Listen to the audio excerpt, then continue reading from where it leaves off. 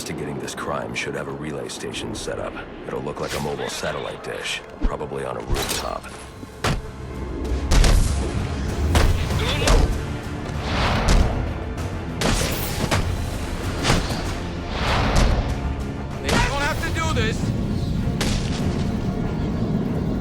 At a disadvantage if I can't tap into the cops' communications. I should hack their mobile relay station.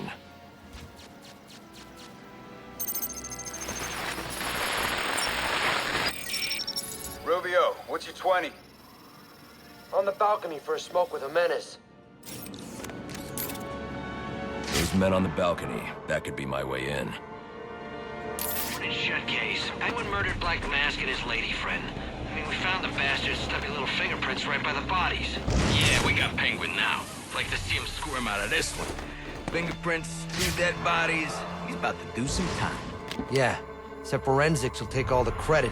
And I'm the one who found the prints. That's why they call it first response. First pickings on the loot, but none of the glory. Me, I take the loot over the glory.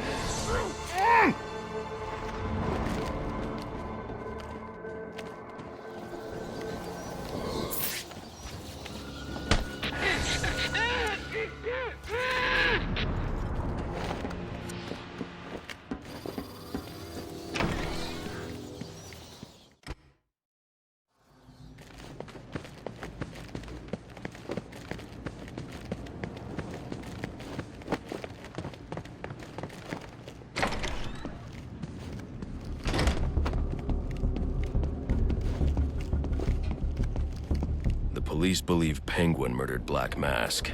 But why would he send me here if he was the killer? It doesn't add up.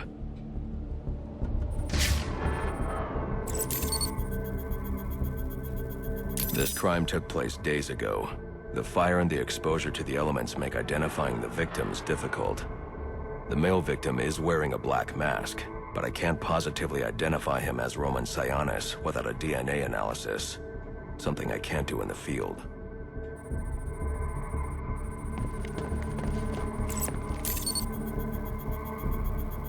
I can identify the female victim based on her fingerprints. Tiffany Ambrose, Roman Sionis' girlfriend, or one of them at least. She was no angel, long list of priors, but nothing to indicate she was the target here.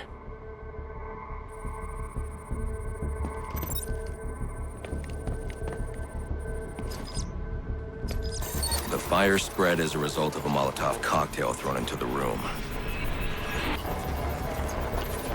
It may have been intended to destroy evidence.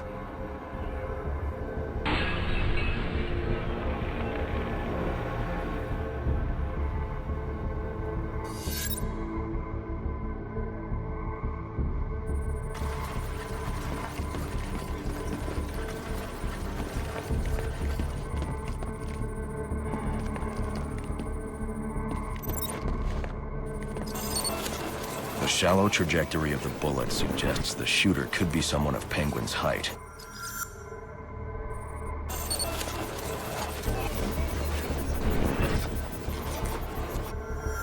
But the grooves on the floor suggest that the victim was killed by someone leaning back in a chair.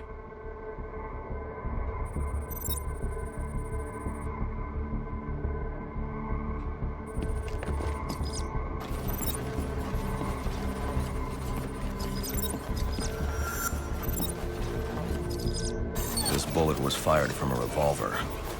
Ballistics analysis indicates a low angle of trajectory. The shooter could have been someone of Penguin's height, but the pattern in the gunpowder residue suggests the bullet was actually fired by someone lying on the ground. These fingerprints are a match for the Penguin, but they're on top of the soot from the fire. The cops were right. Penguin was in the room, but these prints prove he was here after the murders were committed. If he didn't kill Black Mask, who did? The only thing I know for certain is that Tiffany's shooter was lying on the floor. But why? These white streaks are shoe polish. Whoever shot Tiffany was being dragged along the floor. Besides the victims, there were two other people in the room.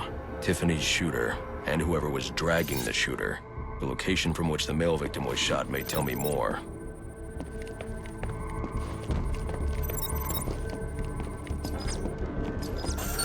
DNA here doesn't belong to either of the victims. Whose is it? The fight broke out when someone startled the shooter. It's not clear who won the fight. It could have been either one of them. I should review the evidence to see if I can learn anything more about either the intruder or the shooter.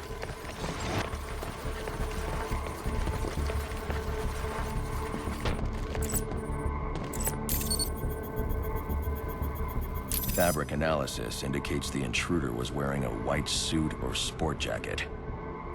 This fabric swatch could help identify the intruder, but I still can't identify the male victim's shooter. There's one impact area I haven't checked for clues.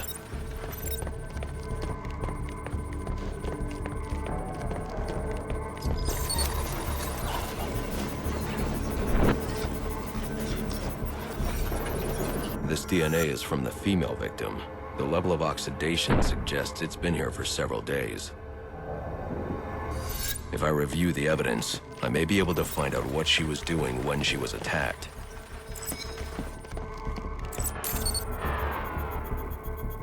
She was sending text messages to Roman Sionis about someone named the Joker. Someone killed Black Mask, but this crime took place several days ago, and I saw Black Mask earlier tonight.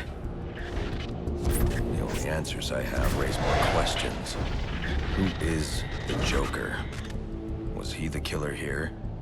Or is he one of the assassins? I have a body, an unknown shooter, and an unknown assailant who attacked the shooter. I need to match the DNA samples against the records in the National Criminal Database to identify who was in the room. Alfred, I need access to the National Criminal Database. Well, the only way to do that would be to infiltrate the Gotham City Police Department. Then that's where I'm going. Sir, you'd need to physically hack into their servers. If you insist on doing something that foolish, you'll need a powerful, non-lethal weapon. I recommend coming back here to pick up your concussion detonator. Not a bad idea.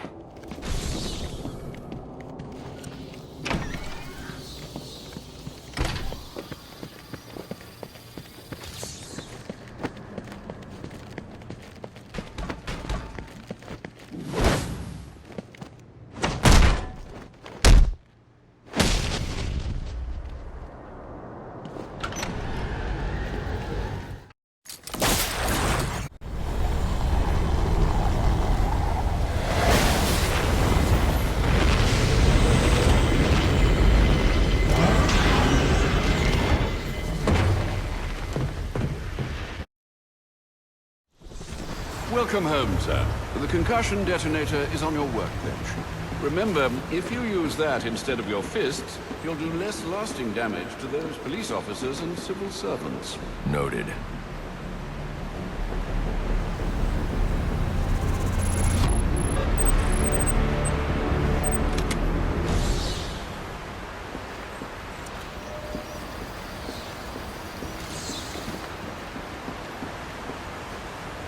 Well played, sir. You stopped the electrocutioner with a single strike. I just used his arrogance to my advantage.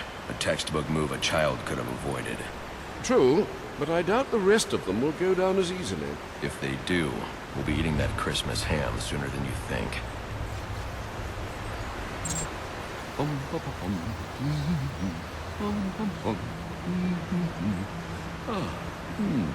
Jingle bells, jingle bells, jingle bells. Well, it sounds like you found some Christmas spirit. But I refuse to let the thugs out there rob us of the night entirely. I'm surprised you didn't put up some decorations. I considered it, but decided it was better not to clutter up the place. Don't worry, though. I've done a number on the house. I'm sure you have.